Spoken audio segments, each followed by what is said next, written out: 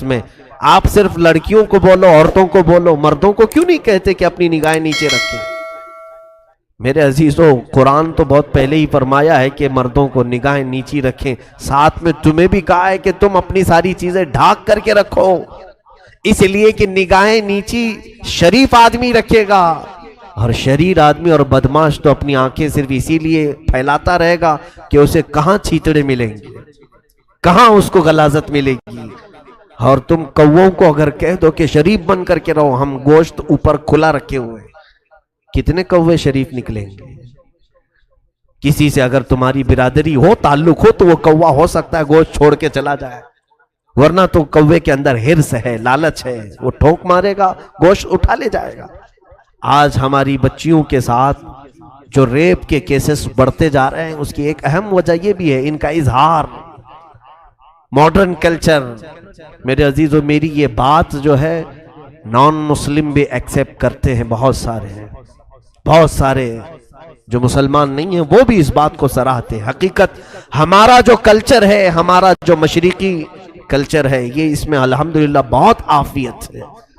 اگر تم modern culture کی بات کر کے مغربی تہذیب کو لانا چاہتے ہو، ویسٹرن کلچر، تو اس میں تو یہ ہے کہ ماں کون ہے وہ بھی بچے کو معلوم نہیں، باپ کتنے ہیں وہ بھی معلوم نہیں.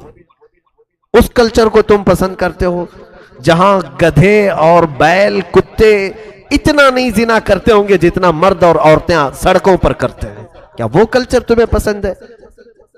جنگل کی طرح اگر جانوروں کی طرح جینا پسند ہے تو پھر معاشرے میں رہنے کا مطلب کیا ہے؟ میرے عزیزو، اسلام کے اقدار کو سمجھو. اسلام نے تمہیں عزتوں سے نوازا ہے. مرد یقیناً اپنی نگاہوں کی حفاظت کرے، لیکن بچیاں اپنے جسموں کو ڈھانکیں، اپنے جسموں کی نمائش نہ کریں.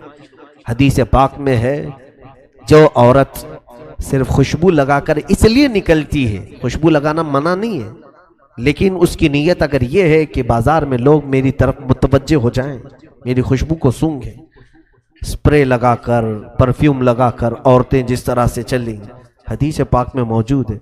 فرمایا رسول کریم صلی اللہ علیہ وسلم نے کہ وہ زنا کرنے والی عورت ہے، کہ اس نے لوگوں کو زنا کی دعوت دی، کتنوں کی خواہشوں کو بھڑکایا، کتنوں کی نگاہوں کو خراب کیا. یہ مرکز گناہ بن جاتی ہے. اور ایک حدیث پاک میں اگر کسی اجنبی مرد نے تمہارے جسم کو بلا حجاب چھوا، زنا بہت دور کی بات ہے، ایک عورت کے ساتھ دوسرا مرد اگر بغیر کسی شرعی تعلق کے چھوا ہے، چھونے کی بات آئی ہے، زنا کی نہیں، چھوا ہے، تو اس عورت پر قبر میں اللہ تعالیٰ 99 سانپ مسلط کرے گا. اس میں سے ایک سانپ اتنا قوت والا کہ وہ صرف پونچھ اگر پہاڑ پہ مارے تو پہاڑ پھٹ جائے گا. وہ اس عورت کی قبر پر سانپ مسلط کیے جائیں گے.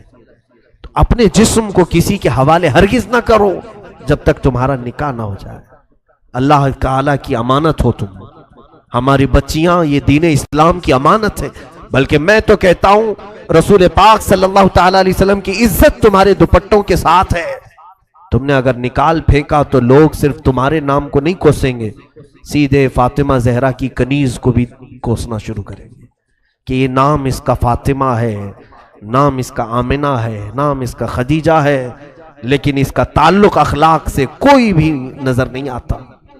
عزیزان گرامی، میں بچیوں سے کہہ رہا تھا سونے اور چاندی کے اکٹھا کرنے میں جو دن و رات لگا کر پیسے جمع کرتی ہیں، ٹھیک ہے جمع کر لیا، سونا بھی جمع کیا، چاندی بھی جمع کیا. پتہ ہے میں نے دیکھا ہے، اور جب اس کا انتقال ہو جاتا ہے گھر میں پردہ کر لیا گیا، ایک خاتون کا انتقال ہو گیا ہے، سب سے پہلے گھر کی عورتیں، بچیاں ہوں اس کی یا بہنیں ہوں یا اس کے رشتہ دار ہوں، آ کر کے سب سے پہلے وہی سونا نکالتی ہیں اس کے کانوں سے، اس کے گلے سے وہ ہار نکال لیتی ہیں، اس کے ہاتھوں سے وہ چوڑیاں نکال لیتی ہیں، پائل نکال لیے جاتے ہیں. تمہاری روح کیا نکلی کہ تمہارے گھر والے تمہارا پورا سونا تم سے سلب کر لیے جس کے لیے تم کوڑی کوڑی جمع کرتے تھے. لیکن مجھے بتاؤ کہ جس بچی نے قرآن پاک کی کوئی سورہ یاد کی اور اس کی روح نکلی، مجال ہے پوری دنیا میں کہ کوئی آ کر کے تمہارے سینے سے وہ چھین کے دکھائے. نکال سکتا ہے کوئی؟ تمہارے سینے میں وہ جو چیز محفوظ تھی وہ قبر میں بھی رہے گی. بلکہ حدیث پاک میں یہ ہے کہ جس نے قرآن کے حلال کو حلال سمجھا اور اس کے حرام کو حرام سمجھا اور اس کے پاس سینے میں قرآن کا کوئی حصہ محفوظ رہا تو اس سینے کو قبر کی مٹی بھی نہیں کھائے گی۔ دنیا والے تو چھوڑے، یہاں جس زیور کے لیے آج بچیاں ہماری جان توڑ کوشش کر رہی، میں کہتا ہوں خاطر خواہ زیور اگر تمہیں مل جائے، ایک میانہ روی، بہت زیادہ بھی نہ ہو اور بہت زیادہ بخالت بھی نہ ہو، اگر ہے تمہارے پاس مال تو جتنا تم اپنے اسٹیٹس کو دیکھو، اپنے درجات کو دیکھو، اسی اعتبار سے اپنے زیور کو خریدو اور استعمال کرو۔ میں حرام بھی نہیں کہہ رہا ہوں، عورتیں ضرور اپنی بالیاں پہنیں، چوڑیاں پہنیں، ہار پہنیں، ہم تو عورتوں کو زینت کے لیے یہ تمام چیزیں دلا بھی سکتے ہیں، لیکن درمیانی راستہ اختیار کریں، اس میں اتنا بھی زیادہ نہ ہو کہ کوئی غریب بچی دیکھ کر کے للچانے لگ جائے، کاش میرے پاس مال ہوتا میں بھی ایک بڑا ہار لے لیتی۔ ایسا بھی نہ ہو کہ کئی بچیاں ہمارے نکاح میں چلی جاتی ہیں، ان کے پاس ایک چھوٹی سی بالی بھی نہیں ہوتی کان کی، ان کے لیے ایسا وقت نہ آئے کہ تمہیں دیکھ کر کے وہ افسوس کرنے لگے۔ عزیزان گرامی، میانہ روی اختیار کریں، درمیانہ راستہ اختیار کریں۔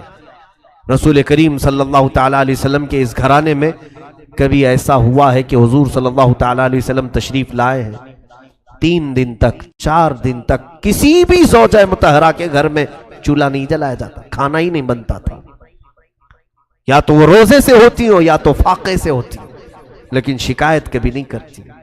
عورتیں یہ بھی سیکھیں کہ مرد کی تمام حالتیں ہمیشہ ایک طرح کی نہیں ہوتی۔ آج جب تمہارا نکاح ہوا تھا، تمہارا شوہر نوکری پر تھا، بزنس کرتا تھا، اچانک مندی آ گئی یا پھر اس کی نوکری چھوٹ گئی، تو کیا عورتیں اس مرد کو چھوڑ دیں گی؟ عورتیں اس مرد کو ہمیشہ کے لیے چھوڑ کر بھاگ جائیں گی کہ اب یہ کماتا نہیں ہے، کچھ پیسے نہیں لاتا ہے؟ ایسے کئی معاملات ہم نے بھی دیکھے ہیں۔ 25 سال کھلایا لیکن اب اس کی طاقت میں کمی آ گئی، کچھ تو ہوا جس کی وجہ سے اب کام کاج نہیں کرتا، تو عورتیں ہر جگہ جا کر کے شہرا کرتی ہیں، میرا شوہر ناکارہ ہے، نکما ہے، کچھ کام نہیں کرتا۔ بخاری شریف کی حدیث میں کل ہی پڑھ رہا تھا، رسول کریم صلی اللہ علیہ وسلم نے فرمایا، میں نے جہنم میں سب سے زیادہ عورتوں کو دیکھا۔ صحابہ نے پوچھا، یا رسول اللہ صلی اللہ علیہ وسلم کس وجہ سے؟ حضور فرماتے، ہن یکفرن العشیر، وہ اپنے شوہروں کی نافرمانی کی وجہ سے۔ پوچھا کہ کیا کرتی ہیں وہ شوہروں کے ساتھ؟ حضور صلی اللہ تعالی علیہ وسلم فرماتے ہیں کہ اذا احسنت احداہن الی احداہن الدہر، یعنی جب تم ان میں سے کسی ایک کے ساتھ پورا زمانہ بھر احسان کرو، زندگی بھر تم اس کے ساتھ احسان کرو، پھر جب تم میں سے ایک چیز اگر اس کو نہیں ملی تو کہتی ہے کہ میں نے تیرے ساتھ کبھی بھلائی دیکھی نہیں، تو نے کبھی کچھ اچھا کام کیا ہی نہیں میرے ساتھ۔ یہ جملہ عورتوں کا انہیں دوزخ میں لے جائے۔ حضور صلی اللہ علیہ وسلم فرماتے ہیں ان کا یہ کہنا کہ تو نے میرے ساتھ کبھی بھلا کیا ہی نہیں، وہ دوزخ میں۔ ایسی کتنی عورتوں کو دیکھیں آپ، وہ یہی کہتے ہیں کبھی اس نے میرے ساتھ اچھا نہیں کیا، جبکہ کھلا رہا ہے وہ تمہیں، جبکہ وہ کپڑے تمہیں پہنا رہا ہے، تمہارے بچوں کی پرورش کر رہا ہے، محض یہ ہے کہ تمہاری بہت زیادہ خواہشات کو اس نے پورا نہیں کیا۔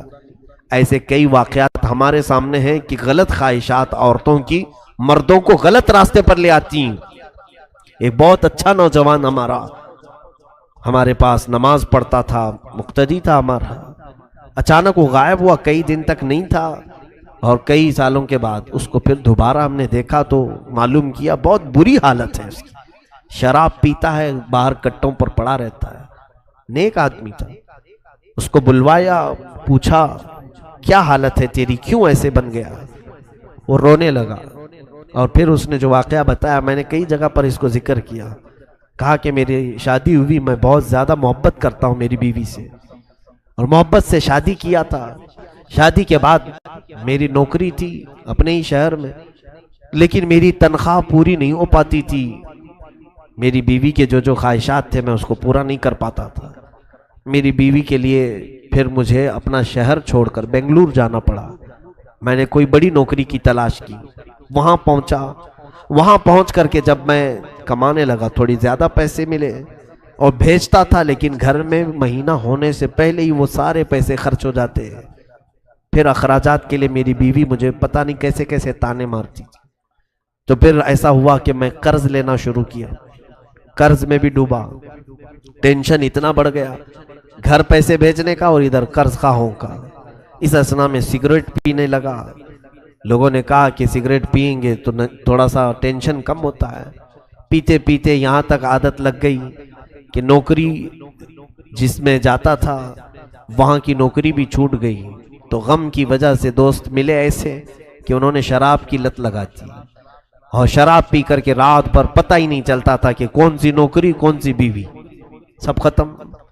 اور اس کے بعد حالت ایسی ہو گئی